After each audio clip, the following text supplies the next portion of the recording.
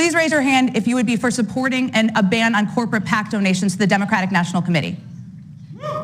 Okay, and let's have a discussion about this. Mr. Martin, you said that there are a lot of good billionaires out there who have been with Democrats who share our values, and we will take their money. But we're not taking money from those bad billionaires. What is a good billionaire and what is a bad billionaire in your view? I'm going to say this because I think it's really important, right? Many of us on this stage want to end Citizens United. We want a complete overhaul in our campaign finance system. We want to get dark money out of politics, right? And for me and for many folks here, as we raise money, we only raise money from people who share our values. I will make this commitment to everyone. I will work my ass off to make sure we push to get the corrosive impact of money out of politics. We've got to change this. We raised and spent over $10 billion just last year in 2024 on elections on the Democratic side. And the presidential race, $2.5 billion. It's obscene. We've got to reverse course. We also have to win elections, not at any expense. We got to get dark money out of politics. We got to end Citizens United. We need a complete overhaul of our campaign finances. And my commitment is we will not take money from corporations that are union busting. We will not take money from corporations that are polluting our planet. We will only take money from people who share our values. That's a DNC that I'm going to lead.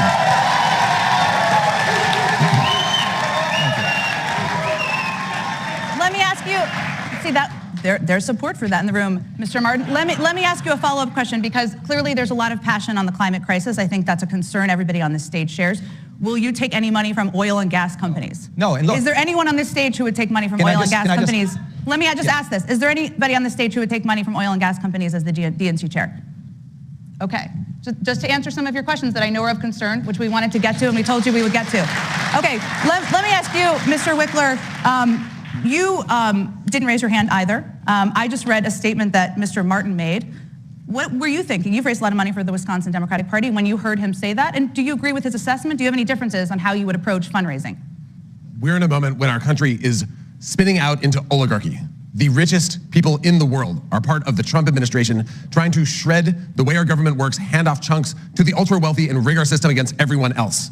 And to fight back, we need all the help that we can get. We need to work with the union movement. We need to work with small donors. We need people who have money that they can give so we can fight for working people to make this a country that works for all of us, no matter what we look like or where we live. And we cannot lie down while Republicans punch us in the face.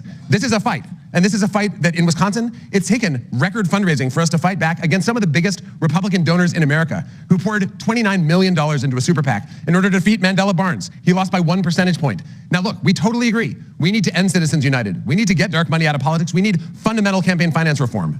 But to do that, we need to win enough elections that we can change our laws. And that is our job at this party. And that is what we are going to fight to do. There are differences of view on this issue, which is why I think it's important to discuss it. Mr. Paul and then Ms. Williamson, I'd love to hear from you too, because you raised your hand that you would ban, you would not take money. Mr. Paul? Yeah, so I read the climate, I came up because I read the Sunrise Pledge. I'm a little bit frustrated that they then decided to turn this into Scream Night at the DNC forum, but I signed the pledge because we don't take very much corporate money in terms of money directly from corporations. So turning it down is a symbol, and it's a symbol that doesn't cost us very much, and I think we should do it. At the same time, it's really easy to say we can get dark money out of politics once we get a law, but within our own party, we don't need a law to get dark money out of politics. We just need to have conversations with our candidates that say, don't take it, don't use it, don't encourage it, and if you set that as the standard, then we had this in Massachusetts. We had a People's Pledge where all outside money was kept out between Elizabeth Warren and Scott Brown because they decided they weren't going to do it. And the penalty was like 25% of your money had to go to charity if you didn't spend it, if somebody spent the outside money on you. And that was just enough to nudge people out of doing this. It wasn't that hard to sign. And I think it's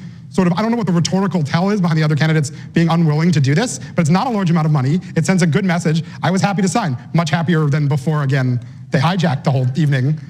But I was happy to sign because I think it's the right thing to do. I think we can moderate it. I think that having people believe that billionaires don't buy primaries, don't buy our party is important, even if I'm not even sure that they have the influence that the people who claim that they do. Paul, thank you. I'm going to get you in one moment, Ms. Williamson. I realize Governor O'Malley hasn't had a chance to speak this evening, so I just want to get to him if that's okay.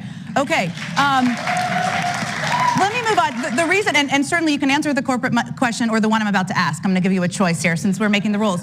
Let me ask you, Governor O'Malley, the reason I'm asking about fundraising is, as a number of people have raised, you have to have money to give to state parties, and it's just where is your bar going to be, which is why there is a question.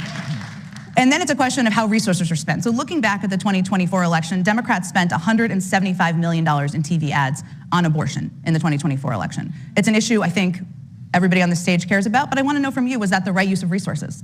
Look, I was not involved in the campaign. I was not a state chair in the campaign. But you're running for In chair fact, now. I know, and I'm going to answer your question. Okay. I appreciate you tossing one to me.